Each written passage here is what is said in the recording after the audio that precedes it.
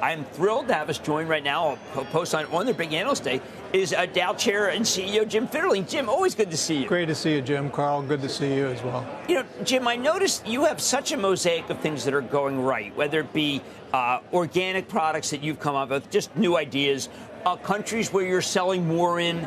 But, you know, I've got to come back to something that people don't understand. You are still linked to oil. And when oil goes up, Jim, it doesn't seem to matter that you've come up with carbon-free. People say, oh, oil up, let's go buy Dow. Well, it helps. Energy is a big part of our mix and what we do. And so when energy moves up, obviously, that creates the clearing price for our products.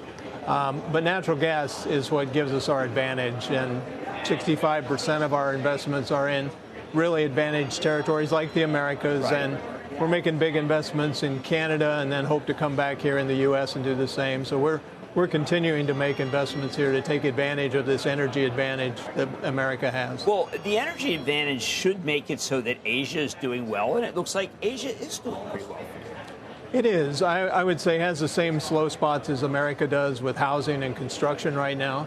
But I would say the consumer economy is holding up relatively well. Electric vehicles, obviously, very strong.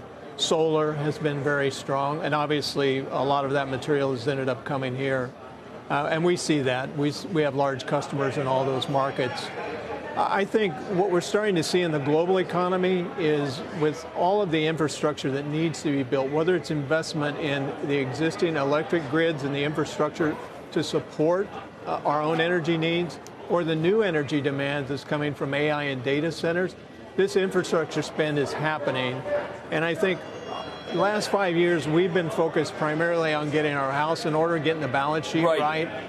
And today we're going to tell investors, look, we've ticked the box on everything we said we'd do for the last 5 years and focus forward till 2030 on the investments that we're going to make to generate another $3.5 billion of underlying earnings for investors, which will allow us to not only return share to them through dividends, right. Pay them through dividends and share buybacks, but top and bottom line growth. Last 5 years, we had to put a lot of money towards credit profile and debt reduction and get the balance sheet right. It's the strongest it's ever been at this point in the cycle, and the cycle's starting to turn, and our investments are timed well to capture the upside of the cycle. If you go from where we are to mid-cycle or to peak earnings, next peak, you're talking about 10 to 16% compound average growth rates from here, and it feels like it's starting to turn. You mentioned some of these projections on power demand over the next 5 to 10 years. Do you consider it a potential crisis, or is there so much attention and investment being planned now that you think we'll skate to where that puck's going? I don't think it's a need for sure. It's an opportunity, a big opportunity for us. It requires safe, reliable, and dispatchable power. It's not going to be done by wind and solar. Wind and solar are going to have a place in the economy, but we're a huge energy user. We generate 10 gigawatts of power, so we're on the scale of a utility. And some of the individual tech companies are talking about 30 gigawatt needs. To give you an example, we're challenged to decarbonize and grow the company. And now we got to also figure out how to service this. So they're going to find ways through energy efficiency for data center cooling.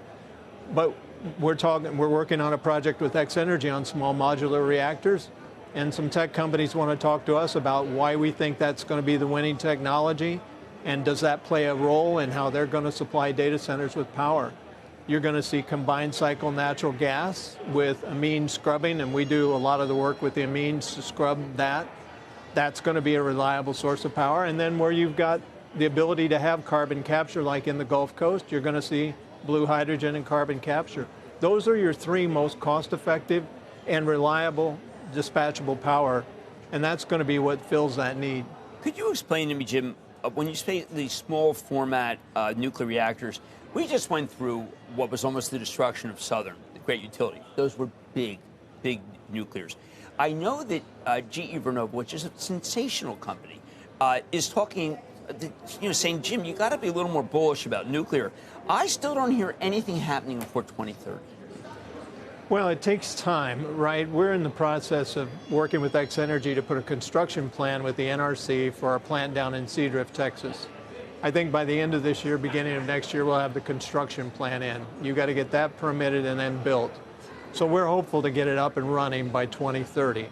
But this is for a big project, this is the kind of time frame it takes. For our Path to Zero project in Canada, we're in construction right now. Phase 1 will be running in 27. Phase 2 will be running in 2030. So that's the kind of lead time that it takes. The beauty of the small modular reactors is the sensitive construction on the nuclear core happens in a facility which is well monitored, and the quality control and documentation can be well monitored. The other thing is it's an inherently safe technology, and it takes a much smaller footprint than a big 1 gigawatt reactor. So I can put 4 80 megawatt reactors on a 20-acre site right beside the Seadrift facility, and all the power and steam that I need will be zero carbon emissions. It would take 3,500 acres of solar panels to come up with that amount of electricity. This is not going to happen. Nuclear is going to be the way to go, and this technology is different from the light water reactor technology in that it's inherently safer. It's the same kind of, it's a different fuel source, it's a different kind of cooling technology. The reaction doesn't run away on itself if you lost utilities. It's inherently safe. It is going to take off. And I think we're working hard with X Energy to get the total installed cost of small modular reactors down. The operating costs will be very low. If we can compete with combined cycle gas and scrubbing or blue hydrogen and carbon capture, hands down, small modular reactors are going to win. Boy, that would be amazing. It would change everything because it's steady, doesn't need wind, doesn't need sunlight. It works. Well, Jim Fitterling, congratulations on all the things you've done, including pay down the debt.